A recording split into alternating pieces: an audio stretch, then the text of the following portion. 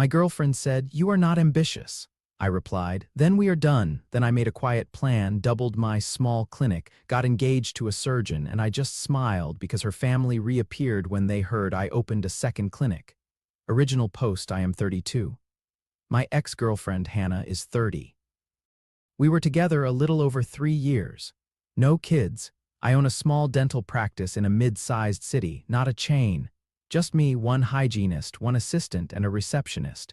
She works as a project manager for a local marketing firm. When we met, my practice was only a year old. The paint still smelled fresh. Some days the chairs were full.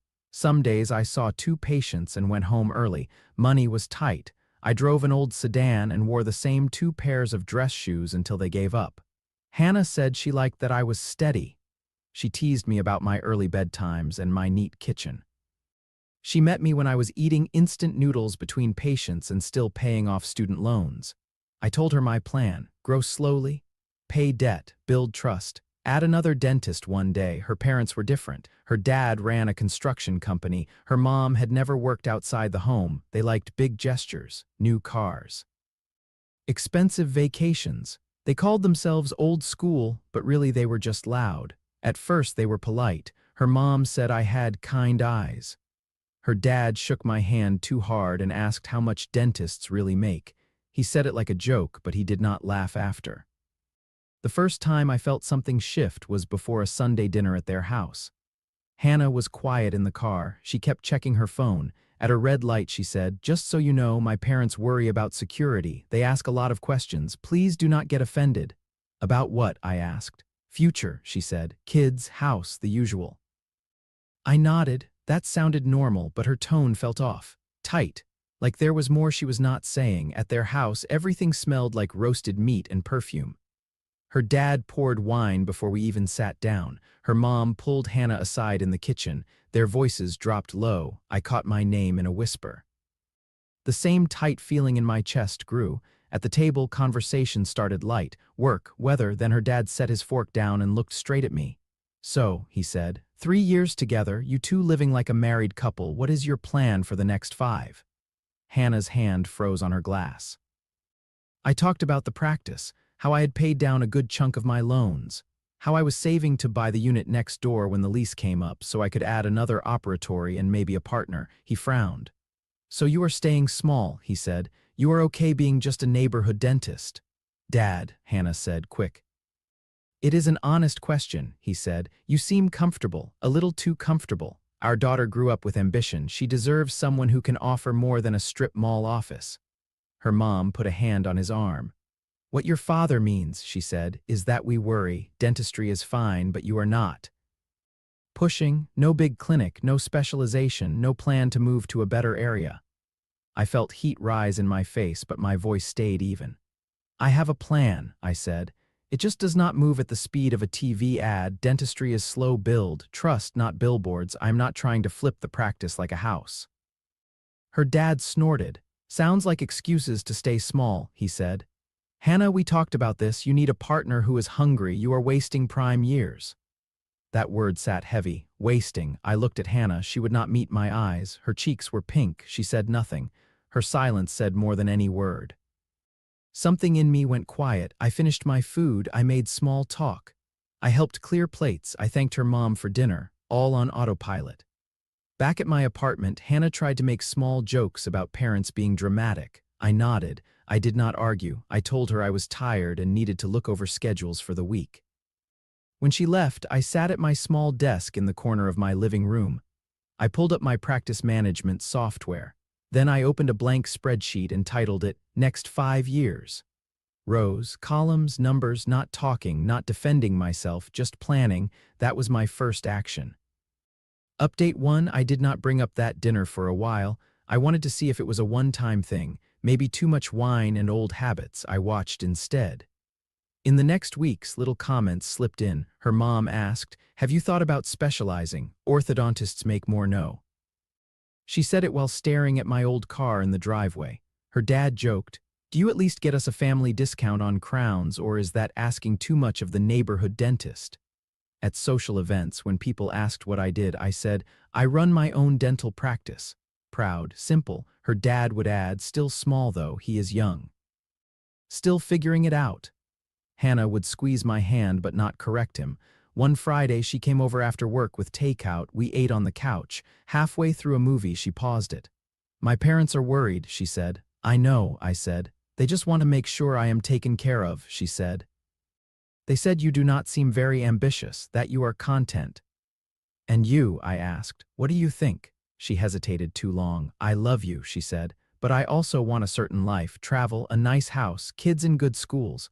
My dad says you are thinking too small. He asked me if you were ever going to grow beyond one little office. I stared at the blank TV screen. I am building something that lasts, I said. If that is not enough for them, fine, but I need to know if it is enough for you. She bit her lip. I do not know, she said. I thought by now you would have expanded. I paid off $200,000 in loans, I said. I built a stable, patient base from nothing. I work 6 days a week. That is not lazy. I did not say lazy, she said, just not very ambitious. The word landed like a slap. I did not yell, I did not beg, I just said, okay, then we should sit down with them together. I want to hear this from their mouths with you in the room, no side talks. She looked nervous. Why? She asked. Because I am not going to keep dating someone whose parents are quietly planning my replacement, I said. If I am not enough, say it plain. 2 days later, I drove to their house. This time I wore my white coat over my shirt, not for drama, for clarity, for myself. We sat at the dining table again, no food, just water glasses. I asked for this, I said. Last dinner you said some things that made it clear you do not see me as good enough for Hannah. I want to hear directly. What is the issue? Her dad did not dodge. Fine, he said. You are comfortable being small. Hannah grew up in a house where we always looked for the next step. You own one tiny practice and drive a 10-year-old car. Where is the hunger? Hannah stared at her hands. I own a profitable practice at 32, I said. I am almost done with my loans. I have a plan to expand when it makes sense, but this is not about numbers. This is about you wanting a son-in-law you can brag about at golf. Her mom flinched. You are sensitive, her dad said. We just think our daughter deserves more. She could do better. There it was, said plain. I turned to Hannah. Do you agree? I asked. She swallowed. I think you are a good man, she said, but I do want more. My parents have a point. I'm not sure your path lines up with mine. That hurt more than anything her dad had said. I sat back. The room buzzed in my ears. Okay, I said. Her mom reached out. We are not saying you are bad, she said. Just maybe not the right person for our girl long term. You can still be friends. I do not do half measures, I said. Hannah, if you are not in this fully, we are done. I am not going to audition for your parents. She started crying. Can we take time to think, she said. I have thought enough, I said. My voice was calm. It surprised even me.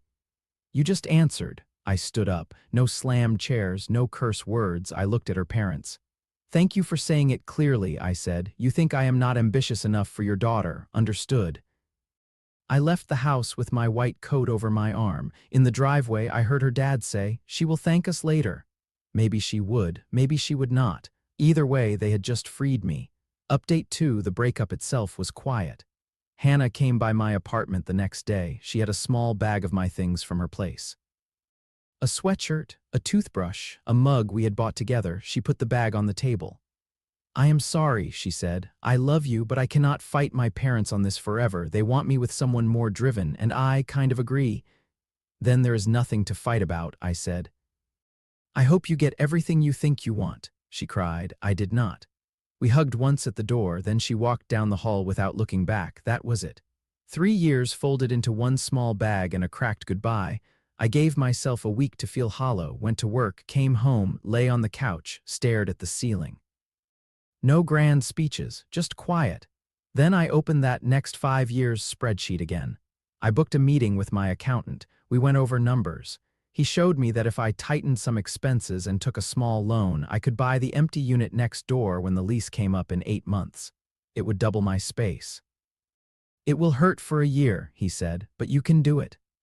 I also booked a consult with a personal trainer. My hours had turned me soft, stress weight, takeout. If I was going to preach health to patients, I wanted to live it myself, so my days became simple. Morning workouts, full schedules at the clinic.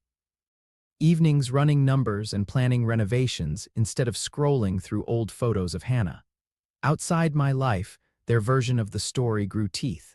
One mutual friend told me that Hannah's parents had said I could not handle adult pressure and ran away when asked about the future. Someone else said her mom called me a nice starter boyfriend. I did not argue with them. I did not send angry texts. I just said, they are allowed to think what they want, and went back to my charts. The only time I acted was when a patient who happened to be a friend of Hannah's mom sat in my chair and said, "I heard you are not sure how long you will keep the practice." Such a shame, you are good with the kids. That was a lie, a dangerous one. If people thought I was unstable, they might drift. After she left, I wrote down exactly what she had said. Then I called a lawyer a fellow dentist had recommended. I told him the story. The dinner. The breakup, the comment. "If this is just gossip, we ignore it," he said. "If they start telling people you are closing or unstable, that is interfering with your business. We can send a polite but firm letter reminding them of defamation laws." We drafted a short letter. No threats, just a clear line: do not make false statements about my practice. I never found out exactly what he said in his call to their house. But the sideways comments stopped. Patients stopped bringing up my personal life. Hannah's parents found other topics. Meanwhile, my practice grew. I extended hours by one evening a week. Hired another hygienist. Joined a local parents group and offered free dental talks for kids. Not flashy, just solid. 6 months after the breakup, I sighed and signed the loan papers for the unit next door. We knocked a wall down. The smell of drywall dust and new paint filled the air again. On the day we opened the second operatory, my receptionist brought in donuts. We took a photo, me in scrubs, hair messed up from a long morning, tired eyes but smiling. I posted it on my tiny personal account with one line. We grew. No hashtags, no speeches about proving anyone wrong, but I knew. And a few people who had heard the dinner story knew too. Update 3: a year after that last dinner, things looked different. The practice was busy. I had dropped to 5 days a week because there were now 2 associates splitting hours. I had lost weight, not in a broken way, in a healthy, slow way. My back hurt less. My scrubs fit better. I also was not single. 6 months after the breakup, a local plastic surgeon started referring patients for dental clearance before surgery. Her name was Dr. Priya. She ran a clinic across town. At first our contact was just notes and calls. Then one day she stopped by the office to drop off some paperwork in person. We ended up talking in the hallway for 20 minutes about difficult patients and insurance. She had the same steady energy I liked, focused, calm, not obsessed with surface, even though her field was all about it. We started getting coffee after work sometimes. Then dinner. Then it was not just the plastic surgeon who refers to me. It was my girlfriend, Priya. One Saturday morning, we were at a farmer's market when I heard my name. I turned. Hannah and her mom were there, holding tote bags. Hannah looked almost the same, a little thinner. A little tired around the eyes. Her mom looked exactly as I remembered, controlled hair, sharp eyes. They both did a double take when they saw me with Priya. 2 doctors, casual clothes, laughing over tomatoes. "Hi," Hannah said. Her voice shook just a bit. "Hi," I said. Her mom smiled too wide. "We heard your little practice expanded," she said. 2 units now, yes, so nice to see your ambition finally woke up." Priya glanced at me. I could feel her reading the air. "We did expand," I said. "It is going well." Her mom's eyes flicked to Priya's business card in her hand. "And you are?" she asked. "Priya," she said. "I am a plastic surgeon. I refer some patients to his office." Her mom's smile went tight around the edges. "Oh," she said. "Another doctor, very impressive." Hannah cleared her throat. "Could we maybe catch up sometime?" she asked me. "Coffee, just to talk." Instead of answering right there, I said, "If you want to reach out, email the office. I keep my personal life and work life pretty simple." Her mom frowned a little at that word, simple. That afternoon, an email came in, not to the general inbox, to my old personal address. "Hey," it said, "it was good seeing you. My parents talk all the time now about how proud they are that you have grown. They say they misjudged you. Maybe we could meet and clear the air." I read it twice, then 3 times. My main feeling was not anger, it was fatigue. I wrote back once. If you want closure, we can speak for 15 minutes at a cafe near my office, public place. No talk about getting back together. I will not be reconnecting beyond that. If you bring your parents, I will not stay. She replied, okay, just me, thank you.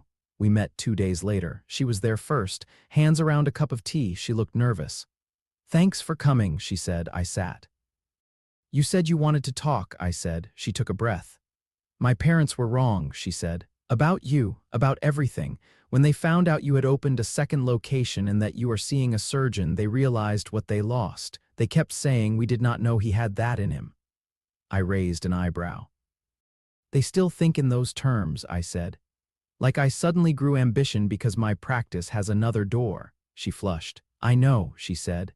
I wanted to say I am sorry. I listened to them more than to you. I cared too much about their version of success. I see now how arrogant it was. I appreciate the apology, I said. My tone stayed calm. She swallowed. Do you ever think about us, she asked.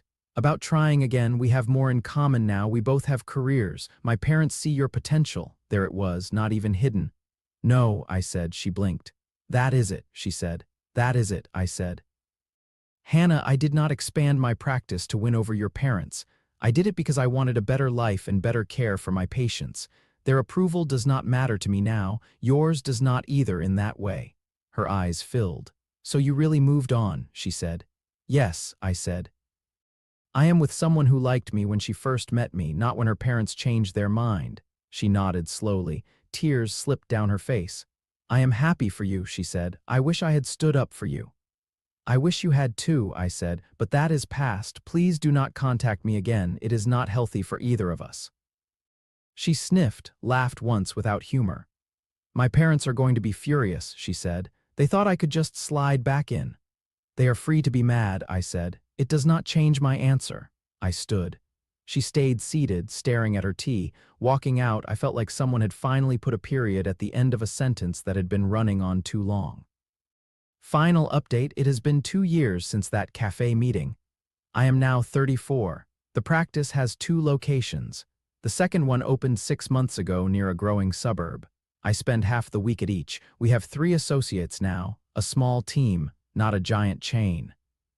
Not a TV ad, just solid work. Money is better. My loans are gone. I drive a car that starts every time and does not rattle. I still pack my own lunch most days. Priya and I are engaged. I proposed quietly in our living room. No fancy setup, no audience, just us, soft music, and a ring I paid for in full.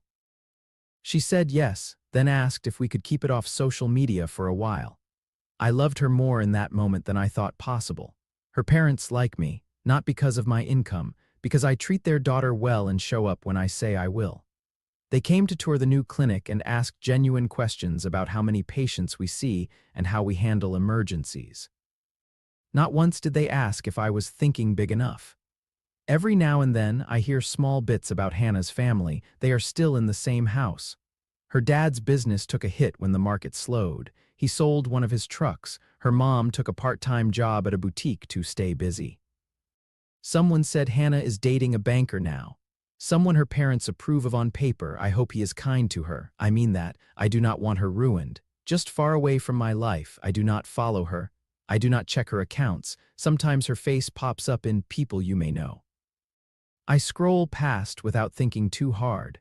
The younger patients at my clinic sometimes talk about ambition. They say they feel pressure to be huge by 30. I smile and tell them slow growth still counts.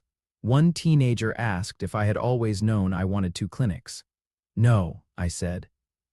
I just knew I wanted to do my job well and sleep at night. The rest came from that.